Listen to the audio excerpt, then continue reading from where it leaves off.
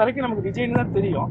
இன்னைக்கு தான் அவர் வந்து ஜோசப் விஜய்னு சொல்லியிருக்கிறாரு. முதல்ல நீங்க வந்து என்னைக்காவது ஒரு கிறிஸ்துமஸ் வாழ்த்து சொல்லிருக்கீங்களா? சிறுபான்மையினர் ஓட்டெல்லாம் அவ்வளவு ஈஸியெல்லாம் கவரெல்லாம் முடியாது. மக்களுக்காக நீங்க போய் வேலை செஞ்சிருக்கணும். அந்த மக்களுக்காக என்னைக்காவது நீங்க குரல் கொடுத்திருக்கணும்.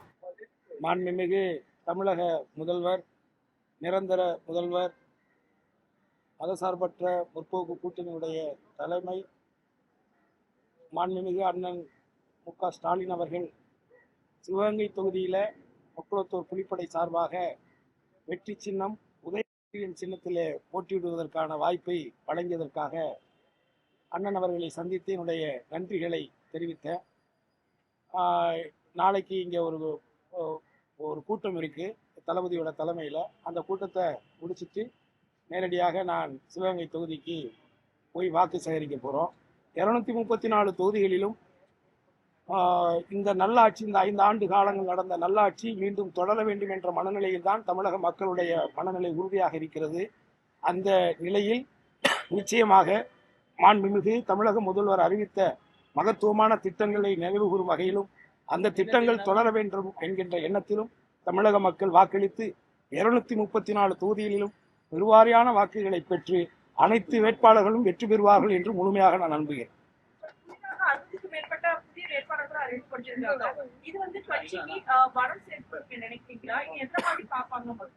நிச்சயமாக இது வந்து ஒரு பாரம்பரியமிக்க ஒரு பவள விழா கொண்ட ஒரு கட்சி.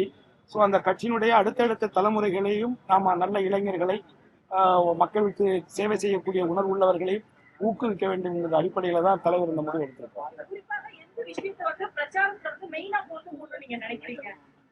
தளபதி அவர்கள் சமீபத்தில் இந்த கடந்த ஆண்டுகளில் மக்களுக்கு, தமிழ்நாட்டு மக்களுக்கு, குறிப்பாக பெண்களுக்கு அவர்கள் செய்த திட்டங்கள், கலைஞர் காப்பீட்டு திட்டங்கள், கலைஞருடைய உதவி திட்டம், அதே மாதிரி மாணவ மாணவிகளுக்கான அந்த ஊக்கத்தொகை, அடுத்து வந்து இளைஞர்களுக்கு விளையாட்டுத்துறையில் செய்யப்பட்ட மிகப்பெரிய வாய்ப்புகள், இது போன்ற அதே மாதிரி காலை உணவு திட்டம், இதெல்லாம் வந்து இலவச பஸ் வசதிகள் கொண்ட மகளிருக்கான திட்டம், இப்படி நம்ம சொல்லிக்கிட்டே இருக்கலாம்.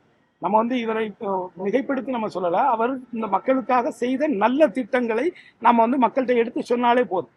உதயசூரியன் சின்னத்தில் தளபதியாருடைய கடந்த ஆண்டுகள் அவர் செய்த மக்களுக்கான நல்ல திட்டங்களை எடுத்து சொல்லி வாக்கு சேகரிக்கலாம் தான்.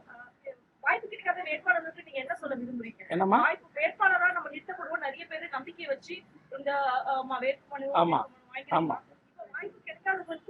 அது நிச்சயமாக அவங்க வந்து ஒரு கட்சியை சார்ந்து அந்த கட்சிக்காக பல ஆண்டுகள் தியாகம் பண்ணி அவங்களுக்காக உழைச்சிருப்பாங்க.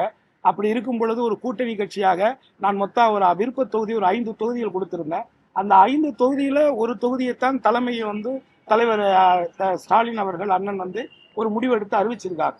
இது நிச்சயமாக அவர்களுக்கு இந்த பதவியில் போட்டியிடணுங்கிற ஆர்வத்தில் உள்ளவங்களுக்கு நிச்சயமாக மன வருத்தம் இருக்கத்தான் செய்யும். பட் என்னை பொறுத்தவரை அங்கே இருக்கக்கூடிய ஒவ்வொருவரும் ஒரு சட்டமன்ற உறுப்பினராக இருக்கிறாங்க. நான் இருக்கிறேன்னா நான் சட்டமன்ற உறுப்பினர் இல்லை, அந்த சிவகங்கை மக்கள் தான் சட்டமன்ற உறுப்பினர். நான் மக்களுக்காக வேலை செய்யக்கூடியவன். அந்த மக்கள்கிட்ட எந்த பாகுபாடும் என்கிட்ட இருக்காது. ஏழை எளிய மக்கள், அதுவும் குறிப்பாக தமிழக முதல்வர் செய்யக்கூடிய பல அற்புதமான திட்டங்களை அந்த பகுதி மக்களுக்கு கொண்டே சேர்க்கிறதுல நான் முதன்மையாக இருப்பேன். ஆகவே இந்த வாய்ப்பை எனக்கு தலைமை கொடுத்திருக்கு. நிச்சயமாக திராவிட முன்னேற்ற கழகத்தை பொறுத்தவரை அந்த கட்சியுடைய தொண்டர்கள் கட்சிக்கும் தலைவருக்கும் மிக மிக நெருக்கமாக உண்மையாக இருப்பார்கள் நான் முழுமையாக நம்புகிறேன். அதே மாதிரி தலைவர் அவர்கள் கடந்த முறை அறிவித்தது மாதிரி வந்து கூட்டணி வேட்பாளராக இருந்தாலும் அவர்களுடைய கட்சி சார்ந்த வேட்பாளராக இருந்தாலும் அவர்களை அத்தனை பேரும் ஒற்றுமையாக இருந்து நான் தான் அங்கே வேட்பாளர், நான் தான் 234 தொகுதிக்கும் தளபதி தான் வேட்பாளர் என்று சொல்லியிருக்காங்க.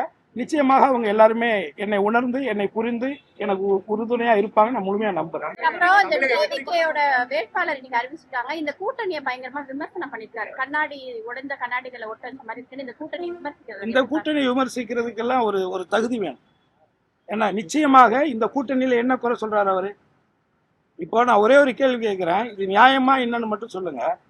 இப்போ ஒரு கட்சியினுடைய தலைவராக ஒரு குறிப்பிட்ட ஒரு வாக்குகளை வந்து திட்டமிட்டு அவர் வந்து 2 தொகுதியில் போய் போட்டிடுறாரு.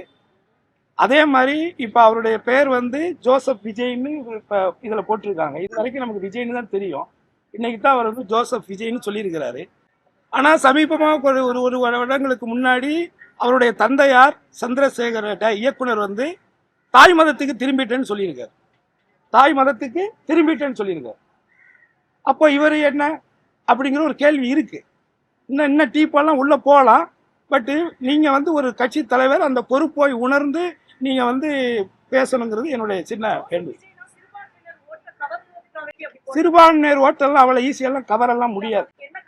இல்ல அவங்க நோக்கம் அப்படி இருக்கலாம், அப்படி அவங்களுக்கு நோக்கம் இருக்கலாம். பட் இருந்தாலும் வாக்கு, அதுவும் மக்களுக்காக நீங்க போய் வேலை செஞ்சிருக்கணும். அந்த மக்களுக்காக என்னைக்காவது நீங்க குரல் கொடுத்துருக்கணும். முதல்ல நீங்க வந்து என்னைக்காவது ஒரு கிறிஸ்துமஸ் வாழ்த்து சொல்லிடுறீங்களா? இத்தனை ஆண்டு காலங்கள் சினிமாவில் இருந்தீங்கல்ல, இன்னைக்கு தன்னை கிறிஸ்தவர்னு அடையாளப்படுத்திக்கிற நீங்க இதுவரைக்கும் என்னைக்காவது உங்க வாழ்நாளில் ஒரு கிறிஸ்துமஸுக்கு ஒரு வாழ்த்தோ இல்ல அந்த மக்களோட சேர்ந்து ஒரு நிகழ்ச்சியோ ஏதாவது நீங்க நடத்திருக்கீங்களா? எவ்வளவோ கேள்விகள் இருக்கு. அதனால இது வந்து மக்களுக்கான அரசியல். மக்களுக்கு பிரச்சனை அப்படின்னு வரும்பொழுது மக்களோட மக்களாக நின்று போராடக்கூடியவர்களுக்கு தான் மக்கள் அங்கீகாரம் கொடுப்பாங்க. அந்த விதத்துல நிச்சயமாக மாண்புமிகு தமிழக முதல்வர் அண்ணன் மு.க. ஸ்டாலினுடைய ஆட்சி தொடரும் தொடரும் தொடரும். இதற்கு முக்குளத்தோர் புலிப்படை உறுதுணையாக இருக்கும். ஆமா, இல்லங்க, இப்போ புதுசா நிறைய கட்சிகள் இருக்கு. நிச்சயமா அவங்களுக்கு பிடிச்சவங்களுக்கு சில பேர் வாக்கு போடத்தான் செய்வாங்க. அந்த தொகுதியில் இருக்கக்கூடிய மக்கள் அவங்களுடைய ஜாதி பின்புலம், மத பின்புலம் இதெல்லாம் வச்சுதான் வாக்குகள் போடுறாங்க.